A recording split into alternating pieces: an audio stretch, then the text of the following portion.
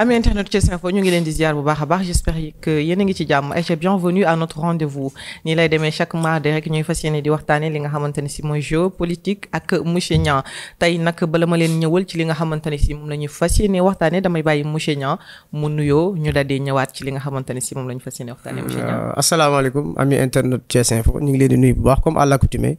tous les mardis ñu ñëw ci rubrique fenêtre géopolitique di ñaan lépp luñ fi wax rek comme d'habitude ni ñu koy waxee pour l'intérêt du pays. mu mën a jariñ ñu koy déglu jariñ réew mi de manière générale. Merci. mu ngi noonu tey nag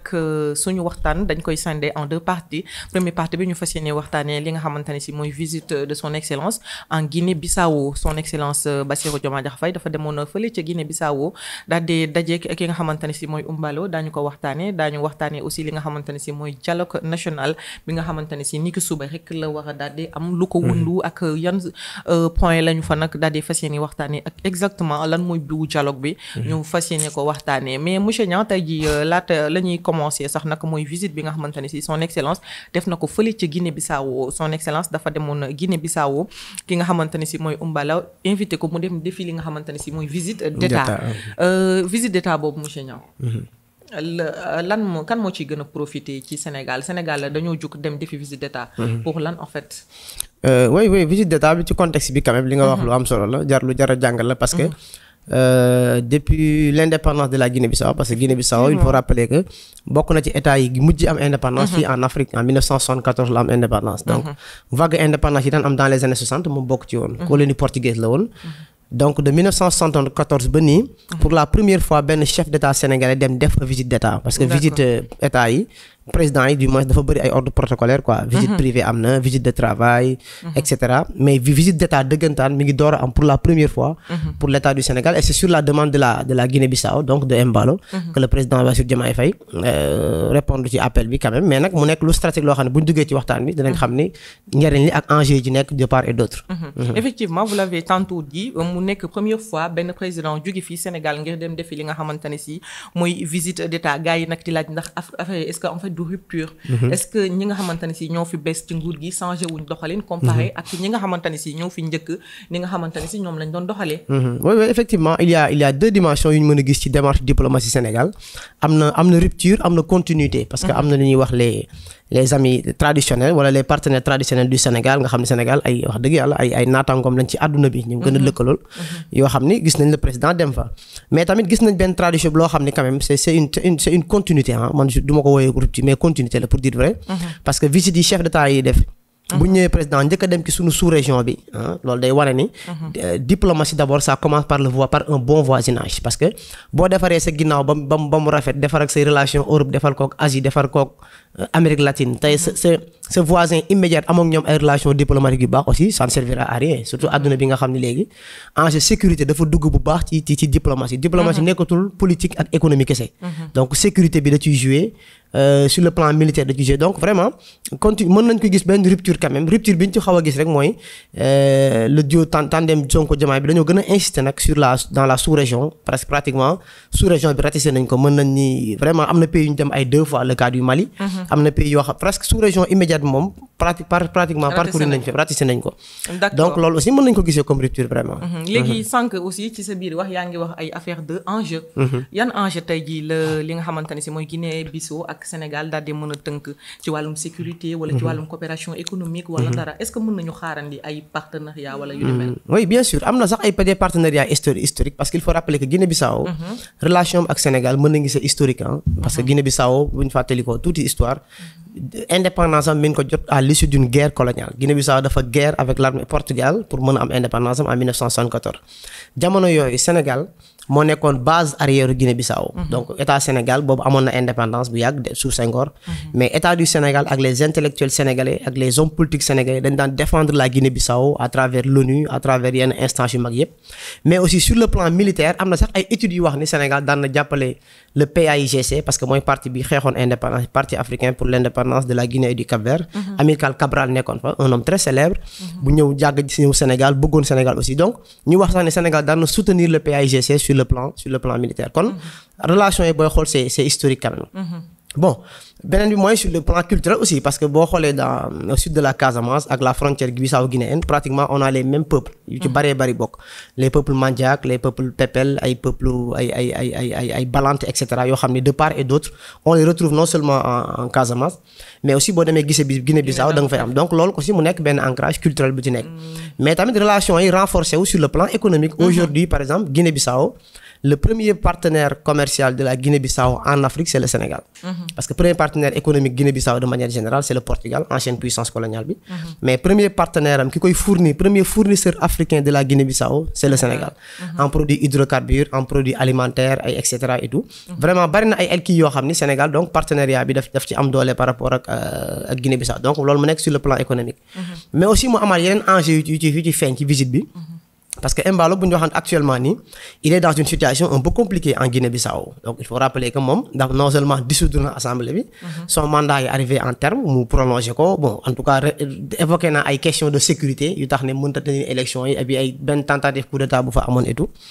donc ci loolu man je vois que ni visite bi moom le principal gagnant sur la visite c'est lui moom la mais Sénégal tamit am na ci enjeu dinañ ci ñëw tout à l'heure parce que la question casamançaise bu yàggul il y a de cela quelques mois paraphé nañ benn accord de paix le premier ministre du Sénégal ak la MFDC te Guinée-Bissau moo diligenté accord yi Guinée-Bissau aussi nekkaat aussi benn partenaire stratégique bu historique sur la question du MFDC on a très longtemps soupçonné certains anciens présidents wala yenn groupe ay hommes politiques Guinée-Bissau yoo xam dañ daan apporter le soutien au MFDC donc de part et d'autre les enjeux sont mêlés kii dafa am intérêt ci côté bi sur le plan sécuritaire Sénégal tamit am ko ci moom sur le plan sécuritaire effectivement ci Embalo moom noonu lay ñëw Sissoko Embalo moom nga xamante ne si on le qualifie d'autoritaire de dictateur xam nga yooyu noonu lañ koy waxal en fait parce que yaa ko wax sànq élection yi ñëw na fi jàll mandat de 5 ans mu def ko depuis février mu bañ que ni du organiser ay élections gis nañ sax waa ONU am na benn agent bu ñu fa yónnee woon CEDEAO sax mu dàq ko CEDEAO ñoom ñëpp def nañ ci ay jéego mu bañ est-ce que tey jii nii kooku yéen ñaar ñu leen di gis ensemble daal est-ce que loolu noonu est-ce que image bu baax la image bu rafet oui mais toujours mooy li ñu doon wax fii la dernière fois je pense que diplomatie c'est toujours ce qu'il faut mettre en avant c'est vrai qu'il y a l'aspect symbolique il y a l'aspect symbolique yi nga xam ni un état démocratique ñi nga war a seq am na sax par exemple ñu doon critiquer ne Sénégal warul dem di visiter ay juntes militaires Mali Burkina et cetera mais quand même il y a dans la reconfiguration géopolitique il y a la notion d'intérêt stratégique dafa am intérêt yoo xam ne bu taxawee day surplomber toute autre considération par exemple Guinée bi li nga wax nii c'est vrai c'est une réalité loolu personne ne peut le nier février wala élection yi waroon na am bu yàgg repoussé na ko dissoudre na assemblée bi et tout invoqué na ay questions de sécurité donc Sénégal tamit mënul appliquer benn logique d'ingérence parce que pour dire la vérité man je me dis que ni Sénégal dañ ko xaw a teg bët dans la sous-région Sénégal bu noppee ci benn affaire ñu ne Sénégalais yi dañuy xaw a faral France dañoo xaw a hypocrite entre guillemets quoi ñu baal ma ci wax ji bu Sénégal duggee ci benn problème ñu ne Sénégal day def ingérence politique day dugg ci suñuy problème te war ci dugg Guinée-Bissau pour rappeler benn affaire dafa am benn affaire boo xam daf ñu lié li ma doon wax keroog nous subissons la géographie avec la Guinée-Bissau tey jii dafa am benn y a une frontière maritime commune de plus de 930 et quelques kilomètres carrés yoo xam ne Sénégal ak Guinée dañ ko bokk te problème la affaire boobu depuis les années 80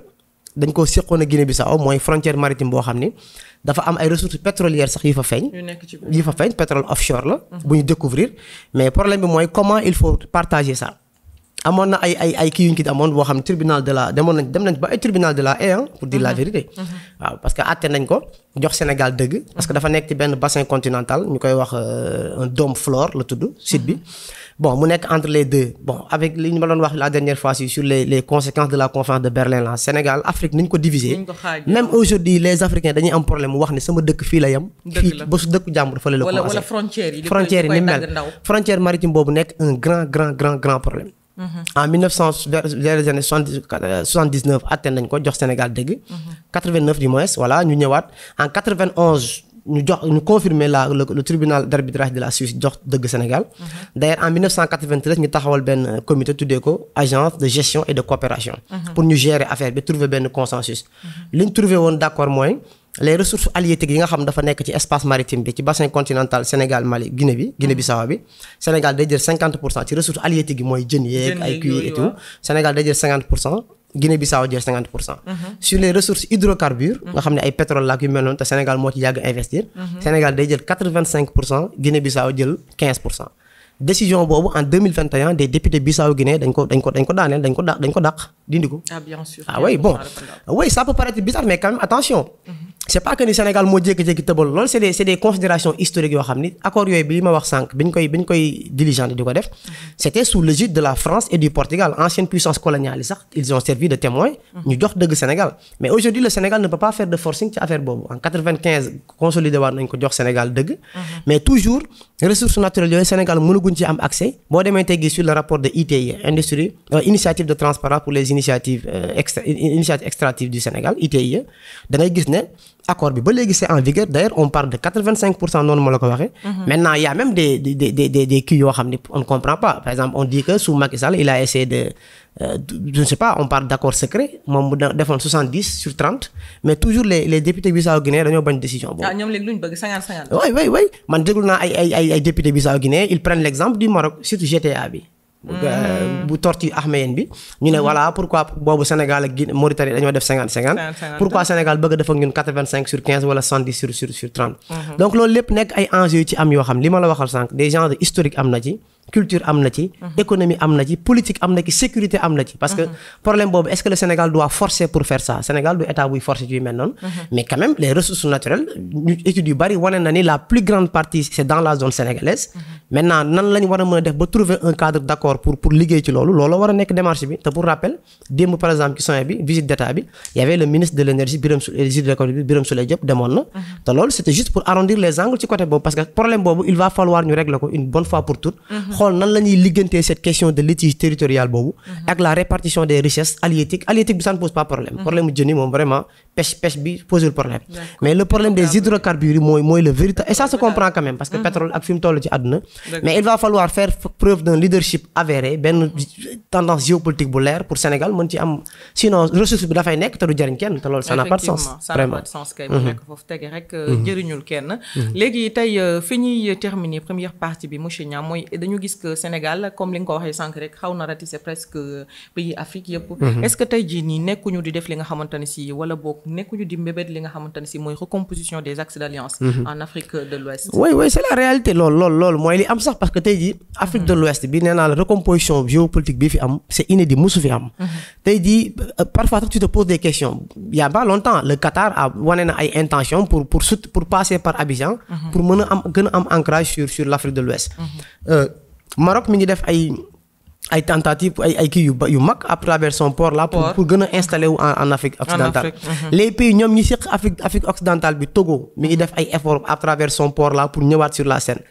Côte d'Ivoire je rappelle que am nañ benn gisement de pétrolier bu tudd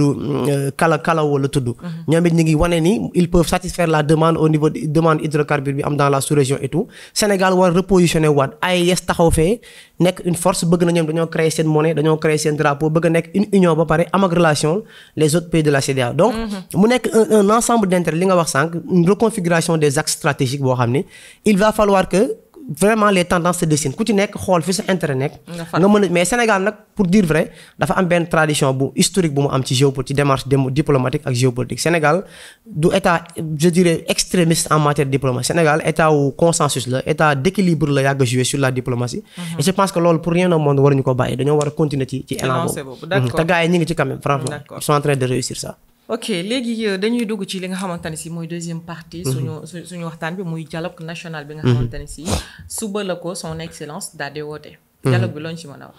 en tout cas c'est une idée de son excellence monsieur Macky Sall oui dialogue moo ko institué woon sax une journée du dialogue national nga xam ne dañ ko war def chaque année bu yegsee te je pense que ni man dama yàgg a wax ni dialogue dafa nekk ci alors léegi seen héritage la woon lii ko gars yi di waxee waa APR ñoom ñu gedd ko connaissant ñu bañ daal waaw bien sûr ce qui est paradoxal yow nan nga mën a initier ce qui montre que ni quand même franchement parfois dañuy wax ni rek mais tradition républicaine manqué na ci Sénégal parce que on ne peut pas comprendre par exemple les gens de l'APR Benno Bokk Yaakaar ñi fusionné ñoom duñ dem ñoom c'est sous leur magistère que dialogue bi lañ ko institué journée du dialogue taxawaloon ko est-ce que même doxalin yi la non mais même je pense que bii moo gën pourquoi bii moo gën parce que bii presque un mois avant joxe nañ ce qu'on appelle les termes de référence xam nga dialogue bay sax am nañu ko doon bañ naan dañoo bàyyi bañ li ñuy wax kët na joon woo la ne la kaa ñu waxtaan xam nga loolu mën nañ la bett mais dialogue boo xam ne yow un mois avant jox nañ la les termes de référence ne la defal lii lañ bëgg a waxtaane mais yow waxal say proposition indil la ay intermédiaires des émissaires choisir la société civile ñu jouer ci un rôle très important de neutralité yow bu la neexee nga ni lii d'accord naa ci lii d'accorduma ci mais loolu mooy terme de référence ñu valider ko ne la ñëwal nga naan ay duma ñëw parce que voilà dangaa jàpp ñi dangaa jàpp te dialogue bi loolu lañ ci war a wax ñi ñu jàpp noonu ñoom bu ñu d'accord ci li ñu leen jàppee dañoo war a dem foofu jàkkaarloo le président de la République ne ko ni ngay jàppee ni jaaduwul c'est ça un dialogue. mais buñ bëggee taxaw fi ñu taxaw rek. barricade wu ne mais bon du affaire ici kese quand même parce que ci opposition bi aussi tam am na ñu bari est-ce que tamit relation yi nga xamante ne si war nañ koo am ak opposition bi te gis naa ni sax na benn kaddu la. wala boog benn point la bu ñu fas yéene waxtaanee si dialogue bi. mooy xoolaat chef de l'opposition beeg. oui non y a trois principaux points quand même li nga wax nag c'est vrai c'est-à-dire c'est les hommes politiques au Sénégal. seen relation voilà ñoom ak ni ñu war a doxalee ak opposition bi est-ce que tey bu ñu ko doxalee woon. opposition bi dinañ siisu est-ce que duñu nangu dem. parce que Thierno Alassane Sall aussi tam gis naa mu ni du dem. waaw Thierno ce qui m'a un peu déçu parce que voilà te moom da doon teg ay arguments. non man je pense que ni un courage politique. mooy ces rendez-vous démocratiques là nga koy assumer avec des arguments scientifiques man Thierno Alassane Sall c'est quelqu'un en qui j'ai beaucoup de respect. faruma ak moom man je suis dans la mouvance présidentielle. mais jàpp naa nit ko am volonté nit ko am vitamine yu mel noonu la ci yooyu laa ko doon xaar quoi maintenant parce que parfois aussi attention quand boo nekkee ci opposition bi da ngay subir benn élan populiste dans l'opposition. que c'est quoi par exemple boo bëggee faire campagne dañ ne sax kii ne la voilà da ngaa faral gars yi ci pouvoir bi dañ yaakaar mais quelqu'un da ngay bëgg a transiger mais qu'est-ce qu'il y a à transiger ici fii y a rien à transiger man dama jàpp ne ñiy gouverner dañoo war a gouverner ñiy opposer avec des arguments li nga xam ne moom la moo war a am ce sont les politiciens par manque de culture républicain ñoo bëgg a jël affaire bi rek yóbbu ko naan ay gars yi dañoo bëgg a def nii ni ñu jàpp mais affaire bi c'est trois points là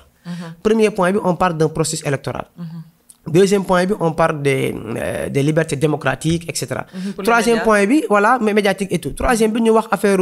réforme des institutions éventuelles. mais trois termes de référence yooyu franchement parler mais c'est un éventail qui est large. boo xam ne yow tey je prends l'exemple du processus électoral. man quelque chose comme le bulletin unique man personnellement je suis dans la mouvance présidentielle. mais bi may nekk sax même dans l'opposition et cetera dama daan wax ni Sénégal ku bëgg a def élection yu jub da ngay def bulletin unique. bulletin unique mooy par exemple li ñuy def parce que dafa am façon yoo xam ni jël ay 10 bulletins élection législative yi xew nga gis ay 40 bulletins ñu teg ko. naan tànnal 10. wala nga gis élection présidentielle bulletin unique dañuy jël benn bulletin teg ko jël photo candidat yëpp teg ki def ay photo nga xam ne ku ñëw tànn ci ki nga jël ngay kii moo gën a c'est plus économique.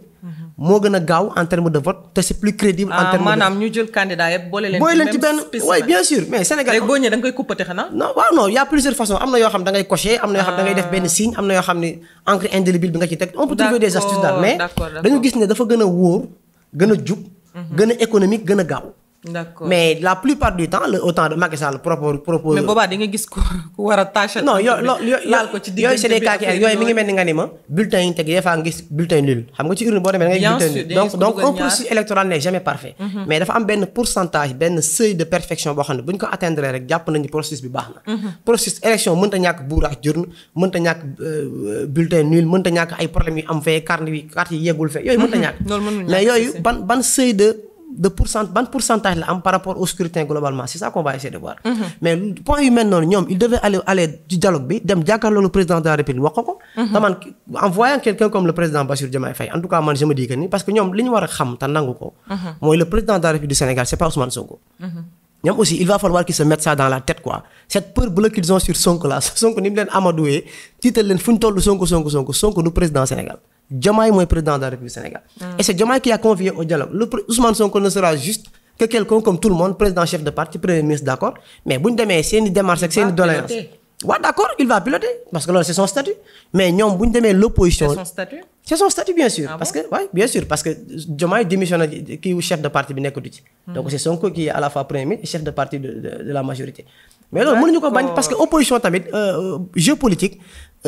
tendance yooyu di ci am pour man loolu dafay wane grandeur démocratique man pour man grandeur démocratique mooy nga ñëw ci réunion présidentielle ñëw ci dialogue. président wax terme de référence am wax li mu bëgg moom avec son gouvernement. yow nga ñëw ne ko monsieur le président de manière respectueuse sa décision bii nga jël baaxul. mais bon monsieur Niang loolu aussi je suis parfaitement d'accord mais tey jii nii gis nañ fi yu bari yu nga xamante ne ci assemblée ñoom ñoo am majorité d'accord da ngay gis opposition bi ñi nekk ci opposition bi des fois ni ñu leen di traiter je dis pas que dañ leen di traiter injustement wala dara mais genre temps de parole bi wala nga bëgg a exprimer wu ñu ni la noo doo exprimer wu est-ce que du foofu noonu la dialogue bi waroon a commencer en fait nga mettre leen à l'aise bàyyi leen di leen déglu parce que aussi def nañ fi benn je sais plus comment ça s'appelle bi nga xamante ne ci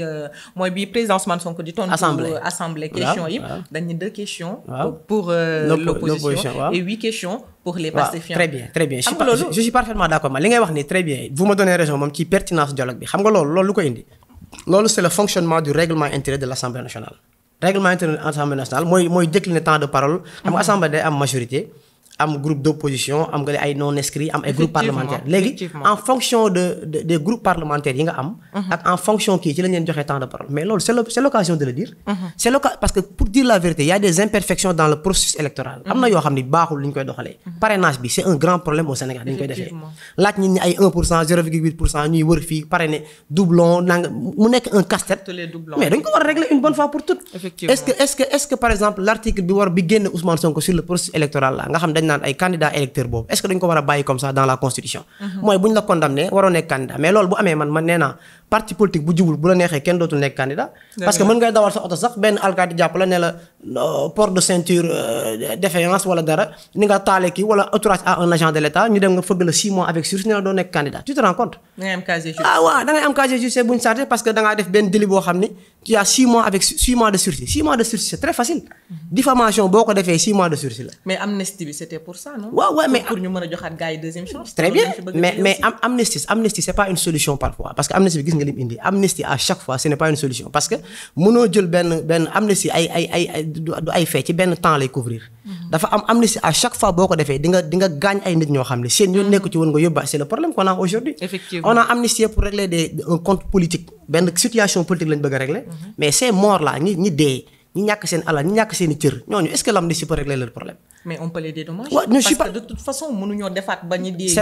la raison pour laquelle wala ñi perte seen cër ñu am mais c'est la raison pour laquelle il y a des solutions pour ne pas en arriver à des abus ci abus amnistie fu ñu waxee Sénégal amnistie non am na ay consensus fort yoo xam ne bu ñu ñëwee ci dialogue yu mel nii opposition bi dafa waroon dem ci dialogue ba point yi ñu daa xam ne d'accord ñu taxaw ak le président de la République xamal ko ne ko point yi d'accorduñ ci mais jàpp nga ni tey jii ils seront objectifs que opposition bi wala keneen tey jii su waxee ay proposition gars yi dinañ ko nangu. avec le régime là. waaw non du ma dinañ ko nangu parce que quand même kenn dem ci dialogue li ma wax lépp la ñuy nangu. non juste proposition. mais man je sais que ni man j'ai foi au président Bassirou Diomaye Faye que ni c'est un homme de consensus man gëm naa loolu. man gëm naa ni et Ousmane Sonko. non Ousmane Sonko n'est pas le président encore une fois man je suis de Pastef Sonko c'est le premier ministre c'est le chef de parti. mais c'est pas le président de la République. La dernière décision le chef de la constitution ki nga xam ne moo yor clé pour verrouiller la constitution di tëjee ko yooyu au moment où nous parlons c'est le président Bassirou Diomaye Faye. du ci diisoo ak Ousmane Sonko. bien sûr mais loolu tamit qu'est-ce que les gens veulent lu tax Sonko ak Diomaye duñ discuter. il doit en diisoo laa wax. dañoo war a diisoo am benn parce que Ousmane Sonko ak Bassirou Diomaye Faye mais c'est un tandem. ils sont appelés à travailler ensemble mais ñoom l'interlocuteur encore une fois c'est le président de la République. nañ dem wax ak le président de la République à travers des consensus man je pense que ne bu ñu ko defee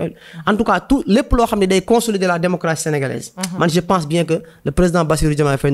du ko bañ. d'accord léegi fi ñuy terminer mooy tey jii est-ce que jàpp nga ni que dialogue bi dina am ay idées yu nga xamante ne si dina si juddu te dinañ ko appeler parce que tamit